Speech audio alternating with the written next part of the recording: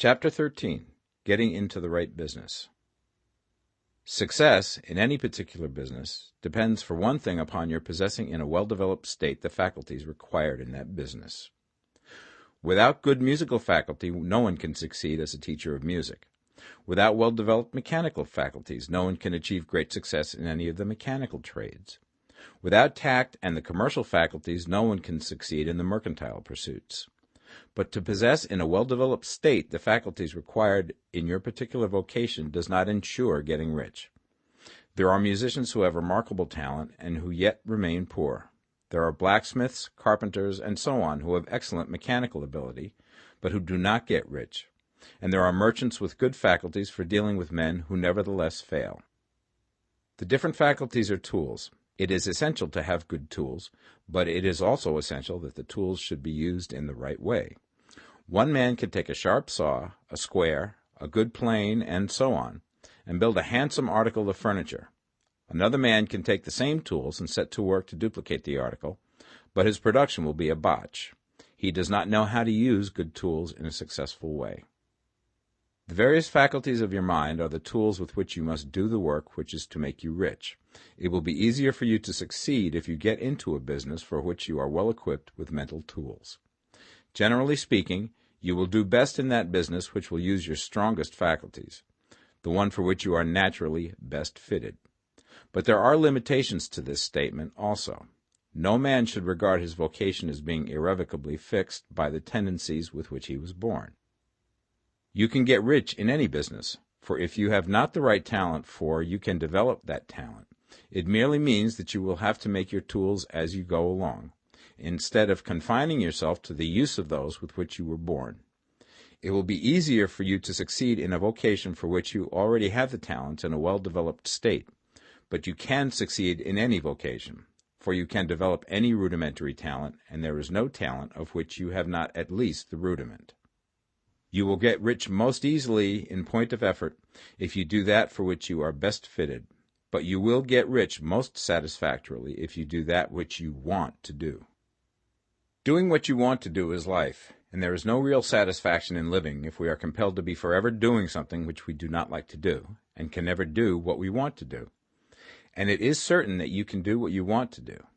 The desire to do it is proof that you have within you the power which can do it. Desire is a manifestation of power. The desire to play music is the power which can play music seeking expression and development. The desire to invent mechanical devices is the mechanical talent seeking expression and development. When there is no power, either developed or undeveloped, to do a thing, there is never any desire to do that thing.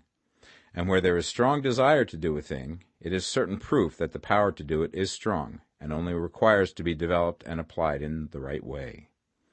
All things else being equal, it is best to select the business for which you have the best developed talent. But if you have a strong desire to engage in any particular line of work, you should select that work as the ultimate end at which you aim. You can do what you want to do, and it is your right and privilege to follow the business or avocation which will be most congenial and pleasant. You are not obliged to do what you do not like to do, and should not do it except as a means to bring you to the doing of the thing you want to do.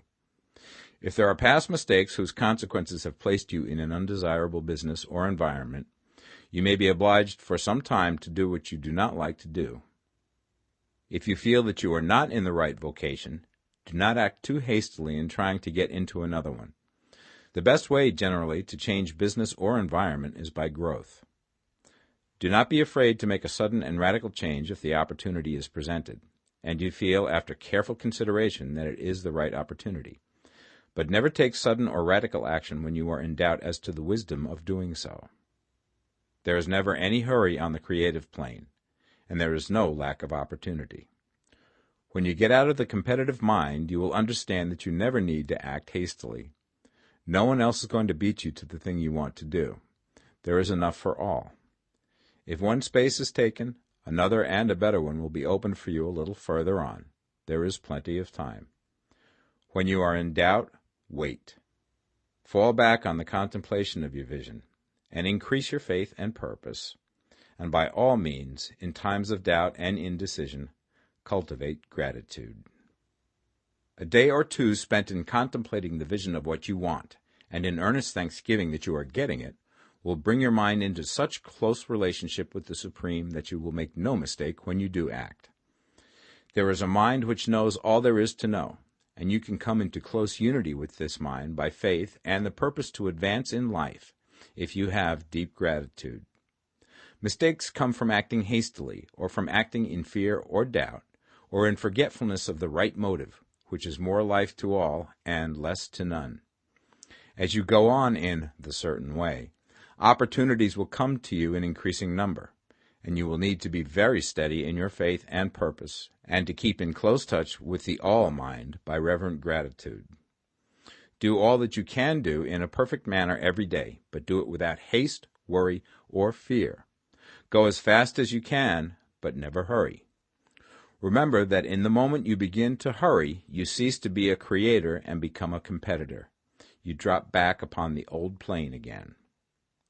Whenever you find yourself hurrying, call a halt. Fix your attention on the mental image of the thing you want, and begin to give thanks that you are getting it. The exercise of gratitude will never fail to strengthen your faith and renew your purpose.